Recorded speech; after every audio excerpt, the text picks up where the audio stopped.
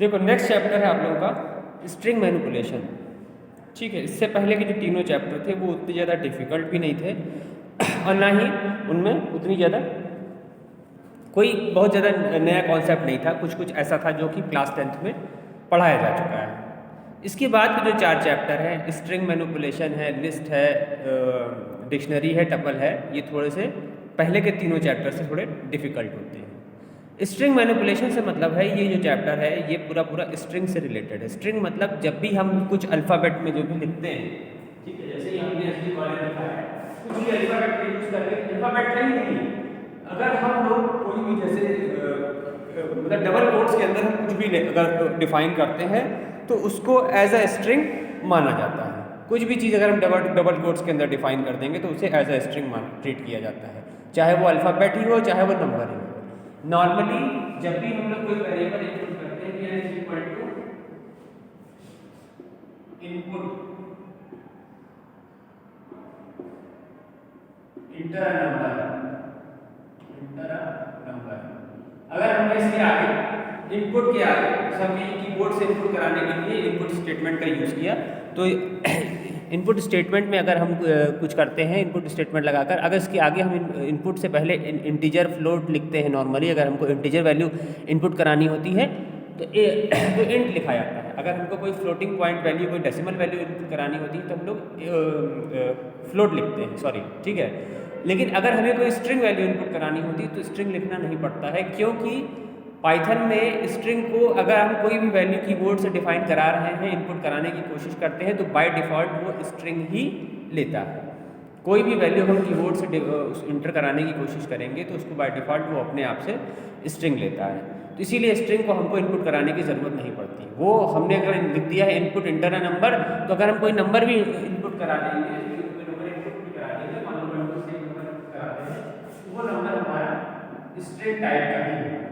Number तो है लेकिन वो स्ट्रिंग होगा, वो इंटीजर नंबर नहीं है। देखने में वो इंटीजर लग रहा है लेकिन इंटीजर नंबर की तरह उसका बिहेवियर नहीं होगा। इस पर हम कैलकुलेशन अप्लाई नहीं कर सकते। इस पर हम किसी भी कैलकुलेशन अप्लाई मतलब कर सकते हैं, लेकिन उस जिस तरह नॉर्मल इंटीजर नंबर पे कैलकुलेशन अप्लाई होती हैं वो इस पर अप्लाई नहीं हो पाती हैं, क्योंकि इसका बिहेवियर अलग होता है। तो यहाँ पर ये 1 2 3 स्ट्रिंग हो जाता है, ठीक है। वैसे तो नॉर्मली हम लोग जो अल्फ़ाबेट के जो यूज़ करते हैं उनको हम डबल कोट्स में डिफाइन करते हैं, तो वही हमारी स्ट्रिंग है। जैसे लिखा हुआ है A=SD कॉलेज, ये एक स्ट्रिंग है। डबल कोट्स के अंदर अगर हम कोई भी वेरिएबल को डिफाइन करते हैं तो वो उसको माना जाता है स्ट्रिंग। कोई भी किसी भी तरह का अगर हम डबल कोट्स के अंदर करते हैं तो उसको हमेशा एज अ स्ट्रिंग ट्रीट किया जाता है।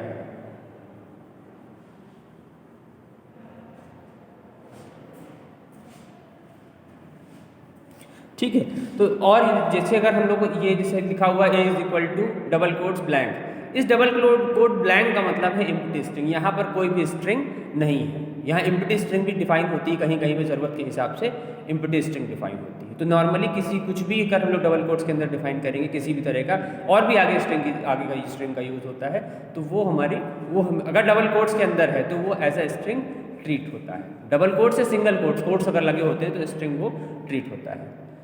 ट्रैवर्सिंग का क्या मतलब होता है? ये सारे बुक्स में ही, आपके सारे बुक्स में ही सारे पॉइंट दिए हुए, उन पॉइंट्स के हिसाब से ही सारे नोट्स बने हुए हैं मेरे, जो पहले के भी बने हुए हैं और जो बच्चों के बने हुए वो वाले भी। इनमें पॉइंट वाइज, बुक के पॉइंट वाइज ही वो सारा कुछ है। तो बुक का ही दूसरा पॉइंट है कि ट्रैवर्सिंग का मतलब होता है कि जब भी हम लोग किसी स्ट्रिंग को एक्सेस करने की कोशिश करते हैं किसी एक मेथड के थ्रू, तो उसी को बोलते हैं ट्रैवर्सिंग। किसी मेथड का अप्लाई करके हम किसी स्ट्रिंग का कोई एलिमेंट, कोई कैरेक्टर एक्सेस करने की कोशिश करेंगे, मतलब उसमें से निकालने की कोशिश करेंगे या उसमें ऐड करने की कोशिश करते हैं, तो उसी को बोलते हैं ट्रैवर्सिंग अ स्ट्रिंग। यहाँ पर हम मान लो हमको ई और एल निकालना है, तो उसको हम किसी मेथड के थ्रू अगर ई और एल को अलग कर दें या ओ को अलग कर दें, हेलो में से, हेलो एक वर्ड लिखा हुआ है, वो एक स्ट्रिंग है, अब इसको हम ओ किसी तरह अलग कर दें या एल को अलग कर दें या ई को अलग कर दें, तो ये जो जिस भी तरीके से हम अलग करने की कोशिश करेंगे इसी को बोलते हैं ट्रैवर्सिंग स्ट्रिंग। किसी स्ट्रिंग को ट्रैवर्स करना, उसमें किसी भी तरीके के चेंजेस लाना, ठीक है। सिंपल मीनिंग में कहें तो उसमें किसी भी तरीके के चेंजेस लाना, ठीक है। लेकिन इसमें सबसे इंपॉर्टेंट फैक्टर होता है जिसका सबसे ज़्यादा यूजफुल होता है, इसको क्या कहते हैं, जैसे कि नीचे वाला पार्ट क्लियरली दिखाई है कि ये इंडेक्सिंग जो है स्टार्ट हो रही है यहाँ से चैप्टर से, वो इंडेक्सिंग इंडेक्सिंग हर चैप्टर में अलग अलग तरह की अलग अलग इंडेक्सिंग रहती है।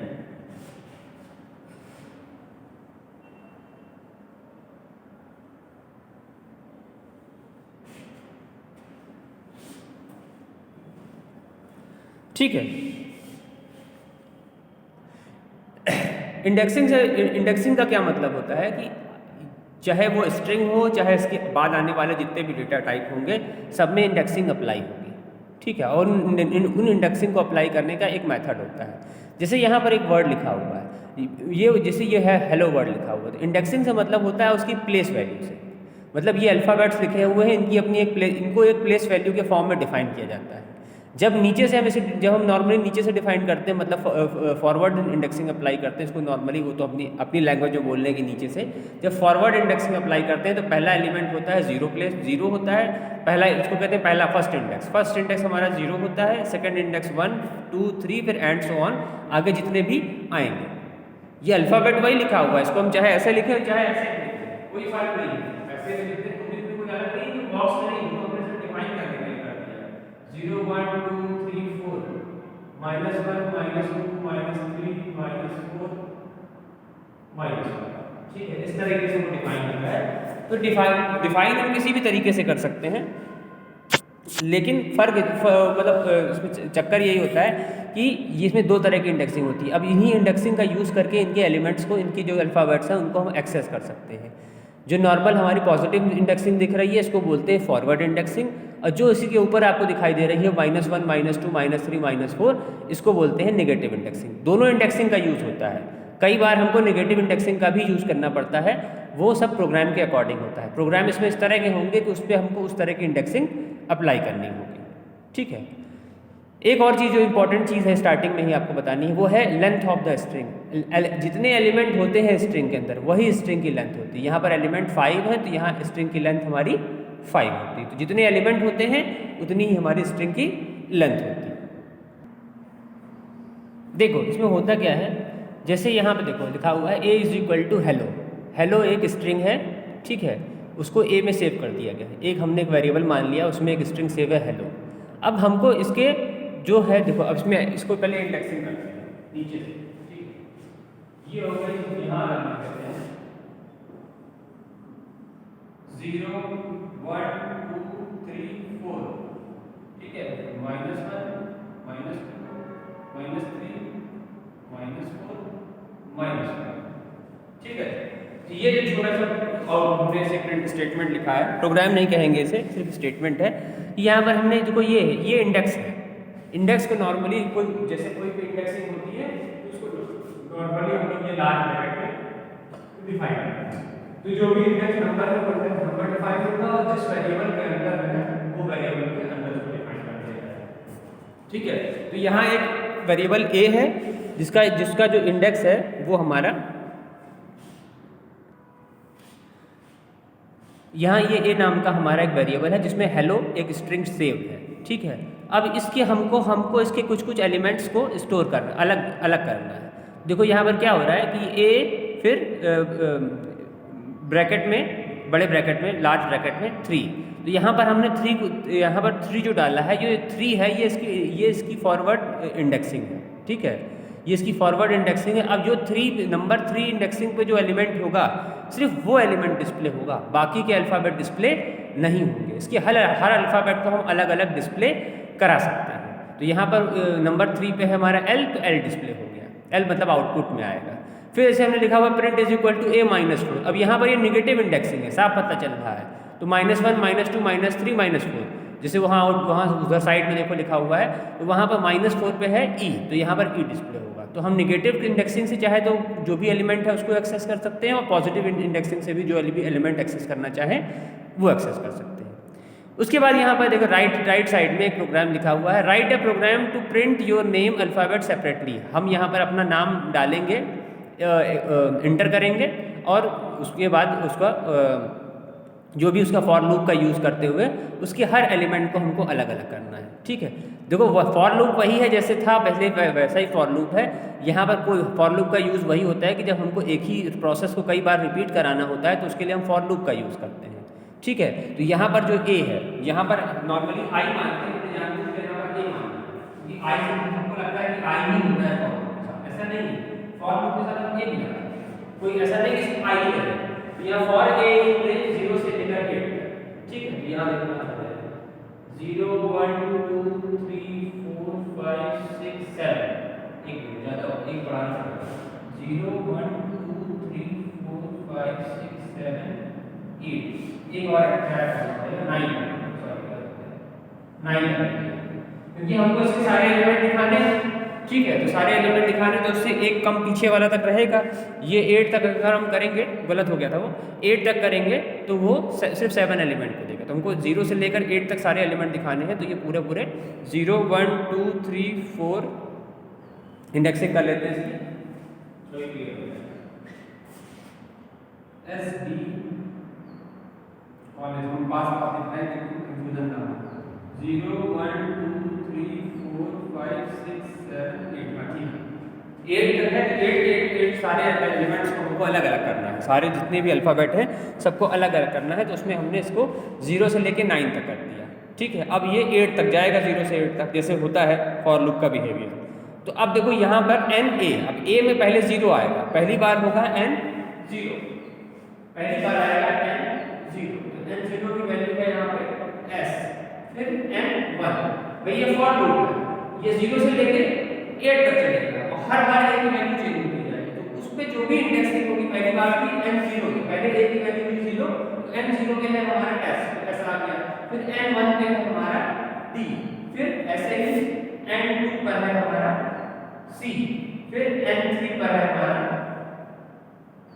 ओ। तो इसी तरीके से करते हुए वो 8 तक जाएगा और सारे जितने भी हमारे ये अल्फ़ाबेट्स हैं सबको बारी बारी से इटरेट करेगा, ठीक है। तो ये बस कुछ और नहीं है कि वो कोई भी हमने स्ट्रिंग पास की है उसके एलिमेंट्स को हमको बार बार उसको चेंज करना है, जिससे कि वो और ये दूसरे तरीके से भी हो सकता है। यही प्रोग्राम यहाँ पे तो हमने वैल्यू अपने पास से दी है, जो भी इसमें अंदर वैल्यूज़ करनी है 0 से लेकर 9 तक, लेकिन इसका दूसरा तरीका भी हो सकता है जिसमें हमको वैल्यू नहीं देनी पड़ेगी, वो अपने आप से इसकी लेंथ के हिसाब से इसको एडजस्ट कर लेगा। तो उसके लिए एक लेंथ फंक्शन होता है, उस फंक्शन का यूज़ करके इसकी लेंथ निकालते हैं, फिर उसी लेंथ को इसमें पास कर देते हैं अपर लिमिट में, तो 0 से लेकर जहाँ तक भी जाना हो वहाँ तक ये एक्सेस कर लेता है। यहाँ तो हमको पता था, हमने काउंट किया, इसमें 8 एलिमेंट है, 1 2 3 4 5 6 7 सॉरी 9 एलिमेंट है, तो उसको हम 0 से लेकर 8 9 तक लेकर गए, जिससे कि हम उसको सारे एलिमेंट को एक्सेस कर लें। लेकिन अगर हमको नॉर्मली कोई भी स्ट्रिंग इनपुट करनी हो तो उसके लिए थोड़ा सा इसमें चेंज करना होगा, बाकी वो एडजस्ट कर लेता है। देखो थोड़ा सा इसमें हमने चेंज किया है, ये एक लेंथ फंक्शन होता है जो उस स्ट्रिंग की लेंथ को फाइंड आउट करता है, ठीक है, कि इसमें कितने कैरेक्टर टोटल हैं। तो हमने यहाँ पर तो अपने मन से 9 डाला था काउंट करके, लेकिन अब हम चाहते हैं कि हम ऐसा प्रोग्राम बनाएं कि उसमें बार बार हमें काउंट ना करना पड़े, तो हमने ये लेंथ फंक्शन एक होता है, इस लेंथ फंक्शन के अंदर n को पास कर दिया। n मतलब ये n के अंदर जो वैल्यू है एसडी कॉल है, तो इसके जितने एलिमेंट होंगे उसकी जो भी वैल्यू आएगी, मान लो इसमें 8 एलिमेंट हैं, 1 2 3 4 5 6 9 एलिमेंट, सॉरी 1 2 3 4 5 6 7 8 9 एलिमेंट, यहाँ n की वैल्यू आएगी 9। जितने एलिमेंट होते हैं, जितने उसमें अल्फ़ाबेट होते हैं, स्पेस को भी लेता है, यहाँ पर हमने स्पेस दे तो दिया है, लेकिन नॉर्मली कंटिन्यूअस मान के चल रहे हैं, ठीक है। यहाँ हमने स्पेस तो दे दिया है, लेकिन वो यहाँ पर स्पेस मान के चल नहीं रहे हैं, मान रहे हैं कि हिसाब लिखा हुआ है, ऐसे लिखा हुआ है, स्पेस को यहाँ नहीं मानेंगे, एसडी कॉलेज, ठीक है, पूरा स्पेस नहीं है, अभी हम नहीं मानते, यहाँ स्पेस है। तो ये एसडी कॉलेज पूरा इस तरह लिखा हुआ है एक साथ। तो यहाँ पर ये इनमें जितने एलिमेंट, इनके जो नंबर ऑफ एलिमेंट्स अगर हमको लेंथ निकाल, जिसको कहते हैं लेंथ ऑफ द स्ट्रिंग, तो उसके लिए लेंथ फंक्शन का यूज़ करते हैं। तो यहाँ n में एसडी कॉलेज जो स्ट्रिंग है वो सेव है, उसको हमने लेंथ फंक्शन में पास कर दिया, उसमें जो भी वैल्यू आएगी वो m में सेव हो जाएगी। मतलब यहाँ 9 एलिमेंट है तो m की वैल्यू हो गई 9, ठीक है। अब हमको ये जो लूप है वो हमको लेके जाना है 9 तक, तो इसको हम 10 तक लेके जाएंगे, इसीलिए यहाँ m+1 कर दिए, क्योंकि वो 10 तक जाएगा तभी तो वो पीछे एक पीछे तक रहेगा, ठीक है। तो वो 0 से लेकर, या डायरेक्टली 10 की भी ज़रूरत नहीं है, 9 आएगी 9 से एक्सेप्ट कर लेगा, +1 की ज़रूरत नहीं है, क्योंकि वो 8 ही तक जाएगा, 0 से 9 एलिमेंट है तो ये +1 की ज़रूरत नहीं पड़ेगी, ये गलत लग गया है, तो 0 से स्टार्ट, हाँ 0 से स्टार्ट कर रहा है तो ये हो जाएगा, 0 से स्टार्ट कर रहा है, सॉरी वो मेरी गलती थी, वो 0 से स्टार्ट कर रहा है ना, तो वो वो तो अपने आप ऑटोमेटिकली 8 तक जाएगा ही जाएगा। तो 0 9 उसकी अपर लिमिट हो गई। अब वो 0 से लेके 8 तक जाएगा, तो पूरा 0 1 2 सारे एलिमेंट इसमें कवर हो जाएंगे। m+1 करने की ज़रूरत नहीं है, वो एक ज़्यादा आगे बढ़ गया था। तो इस तरीके से हमको ये काउंट नहीं करना पड़ेगा, हम इसमें वेरिएबल से भी काम चला सकते हैं। इसमें हम कोई भी स्ट्रिंग टाइप करेंगे, ऑटोमेटिकली वो उसकी 0 से स्टार्ट कर उसकी जो लेंथ होगी वहाँ तक हो जाएगा, तो अपने आप से सारे कैरेक्टर इसमें प्रिंट हो जाएंगे। ठीक है, तो ये एक छोटा सा प्रोग्राम था किसी भी स्ट्रिंग के अल्फ़ाबेट्स को अलग अलग करने का यूजिंग फॉर लूप, जिसमें कन्फ्यूज़न जहाँ बच्चों को होता है वहाँ ये होता है कि ये वाली वैल्यू कैसे होगी। देखो ये जो लेंथ आएगी 9, लेकिन हमको तो 8 तक ही लेकर जाना है, इसलिए हमको यहाँ +1 करने की जरूरत नहीं। तो जो वो 0 वाले जितने इसमें एलिमेंट होते हैं उतनी वैल्यू करता है वो 1 से लेके। हाँ, यहाँ तो एक हमारे पास हमारा 0 से स्टार्ट होता है, इसलिए हमको इसको लेंथ तक ही लेके जाना होगा, लेंथ से आगे नहीं लेके जाना होगा, क्योंकि यहाँ एलिमेंट है, यहाँ 0 से लेके 8 तक दिखा रहा है इंडेक्सिंग में, लेकिन एलिमेंट इसमें 9 है, तो हम उसको 9 तक लेके जाएंगे, जिससे कि हमको 8वां एलिमेंट हमारा मिल जाए। नेगेटिव इंडेक्सिंग का किस तरह यूज़ करते हैं इस प्रोग्राम से डिफाइन होगा। ठीक है, एक छोटा सा ऐसे प्रोग्राम है जिसमें एक हेलो नाम की स्ट्रिंग इनपुट कराई गई है। एक पहले से इनपुट नहीं कराई गई है, मतलब ए में इसको स्टोर कर दिया गया स्टार्टिंग में ही। तो a = हेलो है। फिर बी में क्या हो रहा है कि इसकी जो लेंथ है वो डिफाइन होगी, मतलब इसकी लेंथ आएगी 1 2 3 4 5, तो इसकी लेंथ 5 आएगी, साफ दिख रहा है यहाँ 5 एलिमेंट है, 5 लेंथ आएगी। ठीक है, फिर इसका फॉर लूप का यूज़ करके इस बारी बारी से इसके सारे एलिमेंट को हमको इटरेट कराना है, जिससे कि हमको पूरी उल्टा इसके सारे अल्फ़ाबेट हमें मिले, लेकिन वो उल्टा करके मिले, उल्टे से सारे मिले। ठीक है, तो यहाँ पर जो इटरेशन है वो हमारा स्टार्ट होगा -1 से लेके। ठीक है, -1, उसके बाद -b -1, फिर 3 यहाँ पर इंडेक्स दिए गए हैं कि यहाँ पर ये जाएगा।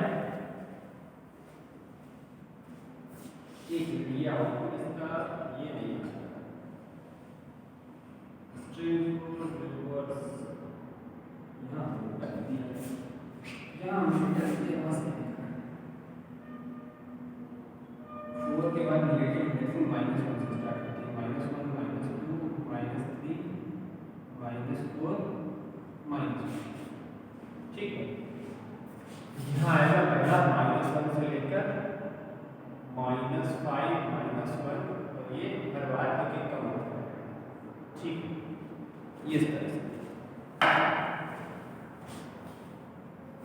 इसमें क्या हो रहा है कि ये नेगेटिव इंडेक्सिंग के थ्रू उसके सारे एलिमेंट्स को हम एक्सेस करेंगे। तो सबसे पहला हमारा एलिमेंट सबसे उल्टा हमें चलना है, तो -1 से हम स्टार्ट करेंगे, -1 से लेके -6 तक जाएंगे। हमको -6 इसलिए जाना है क्योंकि जब हम -6 तक लेके लूप में जाएंगे तभी वो -5 तक के नंबर्स को प्रिंट करेगा।